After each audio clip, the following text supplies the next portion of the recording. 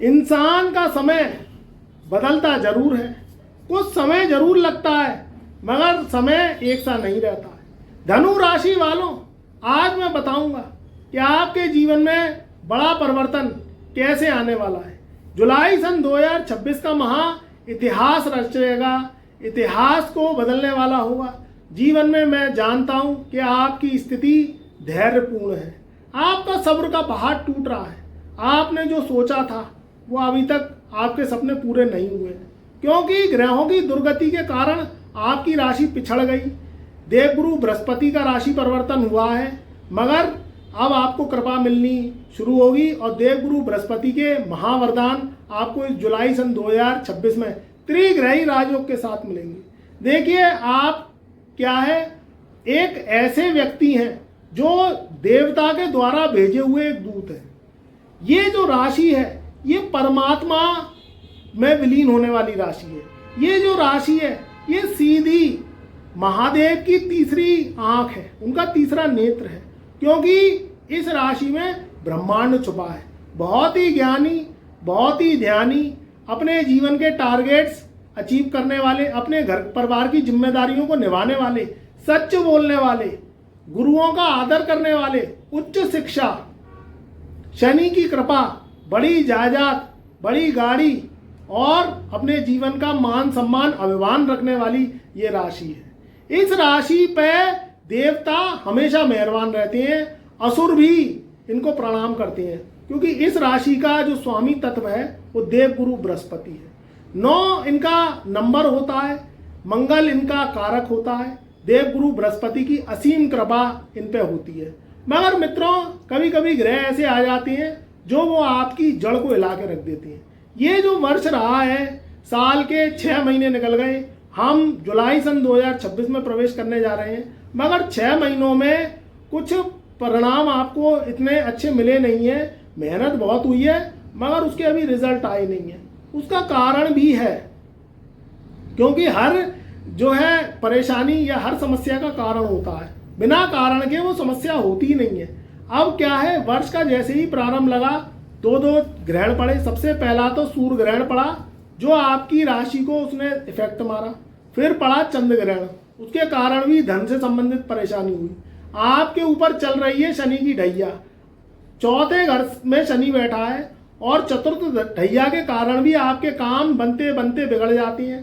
भूमि से संबंधित, घर से संबंधित, जमीन जायदाद से संबंधित, आपकी आर्थिक स्थिति से संबंधित ये सब काम पेंडिंग पड़े हुए हैं। अब जुलाई सन 2026 में होगा क्या? देखिए, ये जो काम है वो जुलाई सन 2026 में बनेंगे, क्योंकि 3 ग्रह आपस में युति बना रहे हैं। वो 3 ग्रह मित्र ग्रह हैं और त्रिग्रही राजयोग लगाएंगे। देवगुरु बृहस्पति आपके अष्टम भाव में 2 जून सन 2026 से बैठे हुए हैं और अगले 12 महीने तक उच्च राशि में, कर्क राशि में ये वहीं विराजमान रहेंगे। उसके संग 2 ग्रह और आ गए। सबसे पहला बुध, जो कि 22 जून सन 2026 से इन्होंने मिथुन राशि को छोड़ के कर्क राशि में प्रवेश कर लिया है, और शुक्र ऑलरेडी कर्क राशि में बैठे हुए हैं, जो कि गुरु, शुक्र और बुध की युति बनी हुई है। 15 जून सन 2026 से मिथुन राशि में सूर्य का राशि परिवर्तन हो गया है। अब ये त्रिग्रही युतियां करेंगी क्या?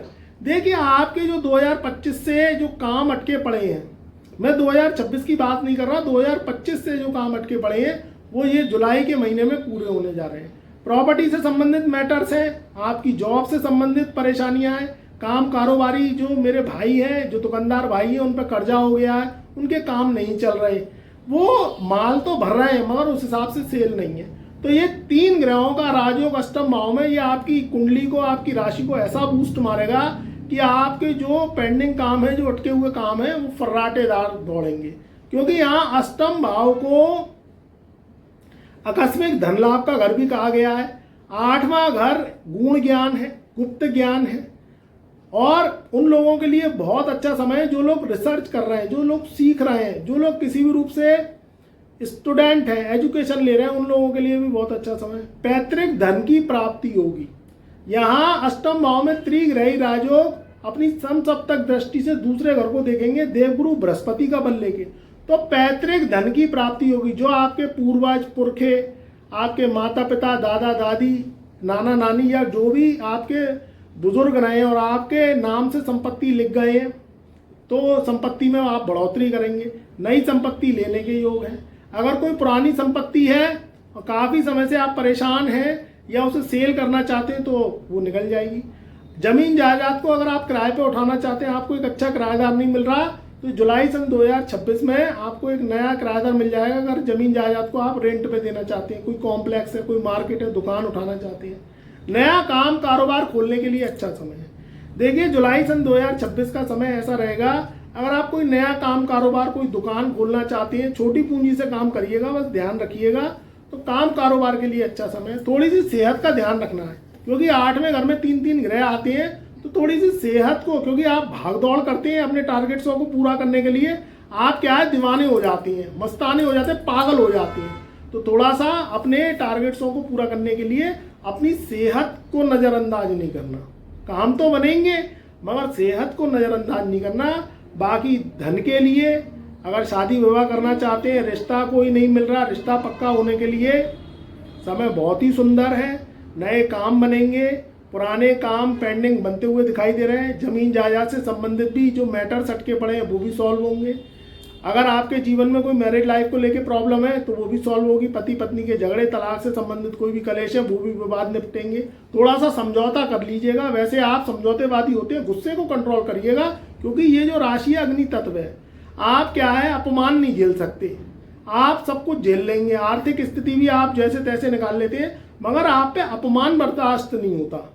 तो ये एक आप में स्वाभिमानता है, तो इसमें मैं आपको नहीं कहूँगा, बस आप थोड़ा सा गुस्से को कंट्रोल करिएगा।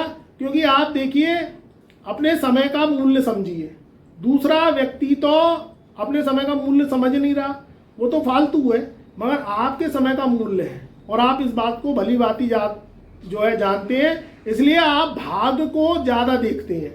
जो मेरे धनु राशि वाले भाई हैं वो सबसे ज़्यादा जन्म पत्रिका दिखवाते हैं, क्योंकि वो भाग को लेकर चिंतित होते हैं कि वर्तमान में मेरे क्या होगा, आगे भविष्य में मैं क्या करूँगा, कैसे मैं जीवन में तरक्की करूँगा, बरकत करूँगा।